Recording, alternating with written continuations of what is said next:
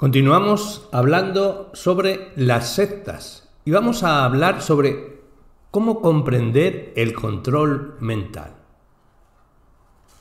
Tal vez el principal problema con el que se encuentran quienes han abandonado las sectas destructivas es el desmoronamiento de su propia identidad.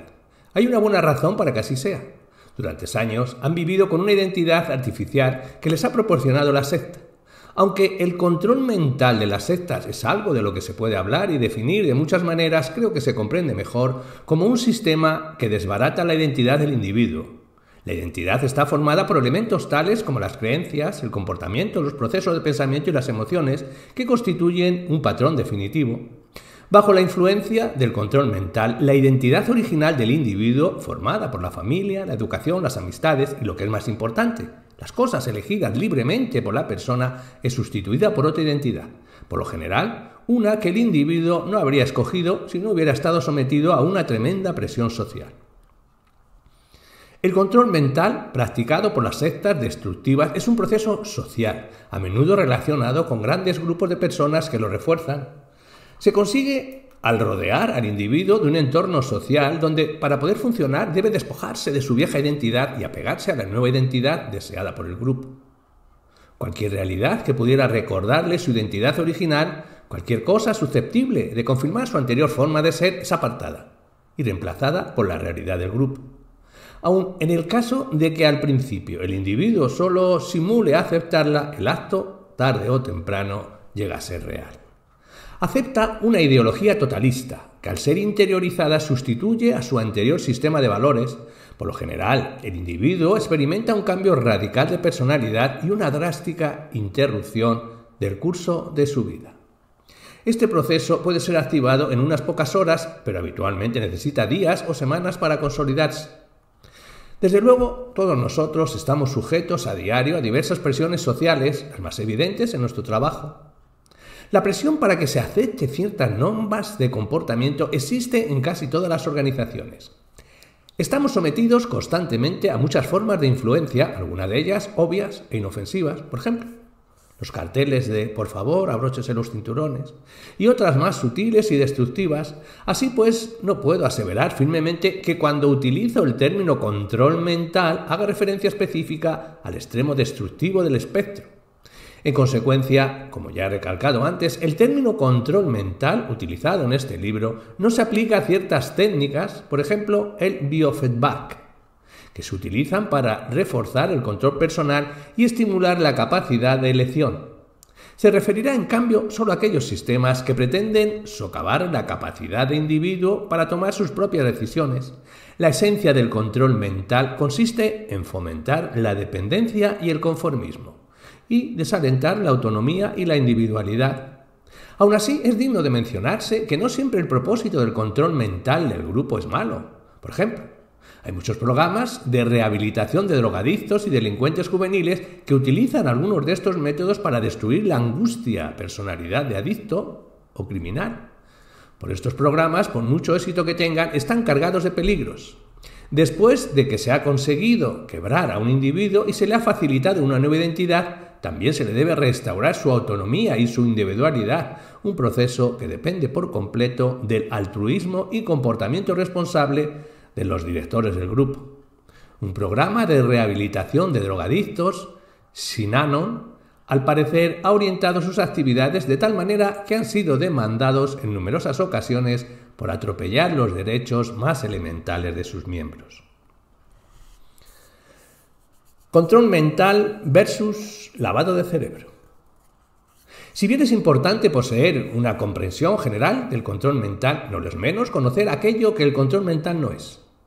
Por desgracia, cuando la gente común discute sobre el tema, muchísimas veces se utiliza el término lavado de cerebro como sinónimo de control mental. Sin embargo, hoy en día los dos procesos son muy diferentes y no deben ser confundidos. El control mental no es un lavado de cerebro. El término lavado de cerebro lo acuñó el periodista Edward Hunter en 1951. Lo utilizó para describir cómo los militares estadounidenses capturados en la guerra de Corea cambiaban súbitamente su escala de valores y sus lealtades y creían haber cometido crímenes de guerra inexistentes. Hunter tradujo el término del chino is now, cerebro lavado. El lavado de cerebro es típicamente coercitivo. El sujeto sabe desde el primer momento que está en manos del enemigo. Se inicia con una clara demarcación de los respectivos roles, quién es el prisionero y quién el carcelero, y el prisionero no tiene ninguna alternativa. Los malos tratos, incluso la tortura, se utilizan normalmente. Tal vez el caso del lavado de cerebro y control mental más famoso de los últimos tiempos en Estados Unidos sea el de Patricia Hearst, heredera de un imperio periodístico. Patty fue secuestrada en 1974 por el Ejército Simbiótico de Liberación, el ESL, una pequeña secta política con métodos terroristas. Encerrada durante semanas en un armario a oscuras, fue privada de alimentos y violada. Posteriormente, pareció convertirse en miembro activo del grupo. No aprovechó las oportunidades que tuvo para escapar y participó en el robo de un banco, delito por el cual fue condenada y encarcelada. Por desgracia para ella, Patty Hearst fue víctima de un juez y un jurado ignorantes. El ESL quizás tuvo éxito en el lavado de cerebro de Patty Hearst, pero en general el método coercitivo no cuenta un porcentaje de éxitos muy elevado. Tan pronto como el individuo se aleja de sus secuestradores y vuelve al enorme y el entorno familiar, los efectos tienden a desaparecer. El ESL tuvo éxito con Patty Hearst porque le dieron una nueva identidad como Tanya. La convencieron de que el FBI tenía orden de disparar en cuanto la viera. Creía que su seguridad estaba en permanecer junto al grupo más que en buscar la liberación. El lavado de cerebro resulta eficaz para conseguir que se acepten exigencias tales como la firma de una confesión falsa o denuncias contra el gobierno. Los individuos que son coaccionados se avienen a realizar ciertos actos específicos para salvaguardar lo que han hecho. Pero estas nuevas creencias no están por lo general bien interiorizadas y cuando el prisionero escapa del campo de influencia y el miedo, es capaz casi siempre de quitárselas de encima. El control mental, casi siempre llamado reforma del pensamiento, es más sutil y retorcido. Quienes lo practican son considerados como amigos o compañeros, de forma que el sujeto no está a la defensiva inconscientemente, colabora con sus controladores y les suministra información privada sin saber que la utilizarán en su contra. El nuevo sistema de valores es interiorizado en la estructura de una nueva identidad. En el control mental hay muy poco o ningún abuso físico. Por contra, los procedimientos hipnóticos se combinan con los de dinámica de grupo para conseguir un fuerte efecto de adoctrinación. El individuo es engañado y manipulado, sin amenaza directa alguna, para que acepte las alternativas ordenadas. Las más de las veces el individuo responde positivamente a lo que le hacen. No es buena cosa que los medios de comunicación utilicen la expresión lavado de cerebro con tanta ligereza. Evoca imágenes de conversión por la tortura. Quienes están en una secta saben que no han sido torturados, así que piensan que aquellos que les critican son unos mentirosos.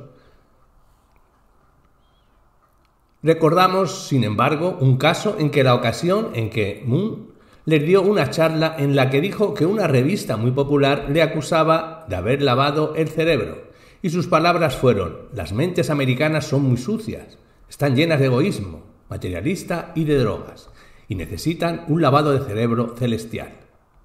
Y todos se echaron a reír.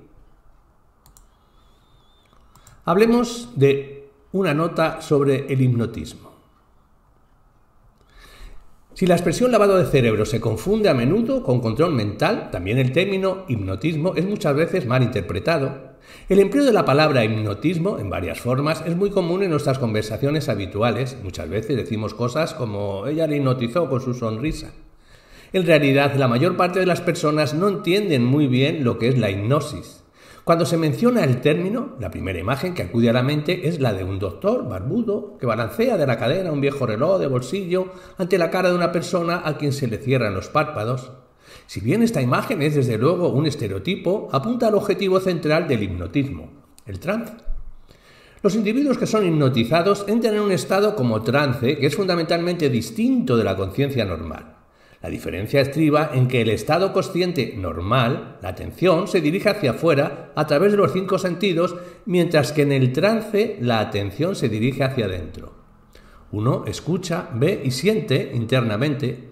Naturalmente existen varios grados de trance que varían desde el leve trance normal de soñar despierto hasta los estados profundos en los cuales el individuo pierde casi por completo la conciencia del mundo exterior y es extremadamente susceptible a las sugestiones que se puedan implantar en su mente. El hipnotismo está relacionado de muchas maneras con las prácticas de control mental antiético de las sectas destructivas. En muchas de las sectas que se definen como religiosas, lo que a menudo se denomina meditación no es más que un proceso por el cual los miembros de la secta entran en trance, momento en el que pueden recibir sugestiones que les harán más receptivos para seguir fielmente la doctrina de la secta. Las sectas no religiosas emplean otras maneras de introducir individual o de grupo. Además, como estar en trance resulta por lo general una experiencia relajante y placentera, la mayor parte de la gente desea entrar de nuevo en trance tantas veces como sea posible. Es importante resaltar que los investigadores psicológicos han establecido clínicamente que las facultades críticas de los individuos disminuyen en el estado de trance. Uno está menos capacitado para evaluar la información recibida en un trance que en un estado normal de conciencia. La capacidad de la hipnosis para afectar a las personas puede ser considerable. Es posible ponerlas en trance en cuestión de minutos y realizan entonces proezas notables. Quizás el ejemplo más conocido es aquel en que un sujeto hipnotizado se le clava una aguja muy larga en el muslo y no siente dolor. A un individuo hipnotizado se le puede hacer bailar como Fred Astaire, tenderse entre dos sillas y adoptar la rigidez de una tabla, comportarse como si tuviera las manos pegadas a los costados y cosas por el estilo. Si puede lograrse que realicen semejantes hazañas, lograr que los sujetos hipnotizados crean que forman parte de unos pocos escogidos, pues también es fácil de conseguir. Por lo general, las sectas destructivas inducen el trance en sus miembros a través de largas sesiones de adoctrinamiento.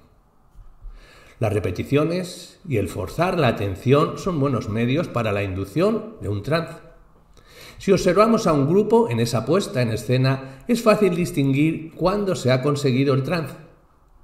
Los presentes parpadean y tragan con lentitud y sus expresiones faciales se relajan y adoptan una actitud vacía y neutra.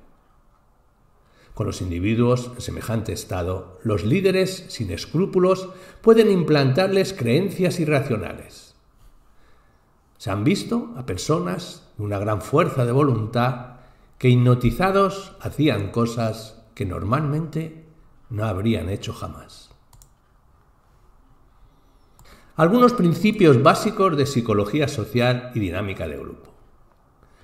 La experiencia política de la Segunda Guerra Mundial, en la que miles de individuos en apariencia normales tomaron parte en proyectos tales como el mantenimiento de los campos de concentración, donde millones de seres humanos fueron asesinados, despertó un considerable interés entre los psicólogos.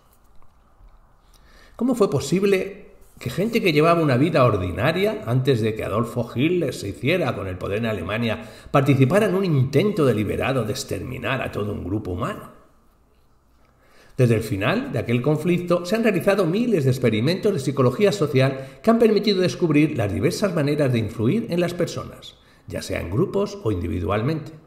El resultado neto de estos estudios ha sido la bien comprobada demostración del enorme poder de las técnicas de modificación del comportamiento, la conformidad generalizada y la obediencia a la autoridad. Estos tres factores son conocidos en términos psicológicos como procesos de influencia. Uno de los descubrimientos más notables de la psicología social es que nuestros intentos por encontrar la respuesta más apropiada a la situación social a veces respondemos con información que recibimos de forma inconsciente. Por ejemplo, una clase de estudiantes de psicología conspiró para emplear las técnicas de modificación de comportamiento con su profesor.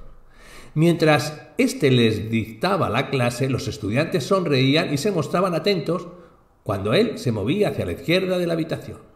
Cuando se movía hacia la derecha, adoptaban un aire de aburrimiento y de falta de atención. Al cabo de poco, el profesor comenzó a desplazarse siempre hacia la izquierda y después de unas cuantas clases daba sus explicaciones apoyado en la pared izquierda. Y ahora llegamos al punto clave. Cuando los estudiantes se hicieron partícipe de la broma al profesor, este insistió en que nada de esto había sucedido y que le estaban tomando el pelo. No le parecía extraño que se apoyara en la pared y declaró enojado que era un estilo personal de dar clases, algo que había escogido por su propia voluntad. Era del todo inconsciente de cómo había sido influido. Desde luego, en circunstancias normales, la gente de nuestro entorno no está conspirando en secreto para hacernos algo, simplemente actúan más o menos de la forma en que han sido culturalmente condicionados a actuar, lo que a su vez nos condiciona a nosotros. Esta es la manera, después de todo, en que una cultura se perpetúa a sí misma. En una secta destructiva, sin embargo, el proceso de modificación del comportamiento se monta alrededor de los nuevos reclutas, que por supuesto no tienen ni la menor idea de lo que está pasando. Si las técnicas de modificación del comportamiento son poderosas, también lo son las influencias de conformidad y obediencia a la autoridad. Un conocido experimento de conformidad realizado por el Dr. Solomon Asch demostró que los individuos dudan de sus propias percepciones si son colocadas en una situación social donde parece que las personas en la que más confía el grupo dan la respuesta equivocada a una pregunta. Otro psicólogo, Stanley Milgram, descubrió en unas pruebas de obediencia a la autoridad que más del 90% de los sujetos examinados obedecían las órdenes aunque creyeran que al hacerlo causarían así sufrimientos físicos a otra persona.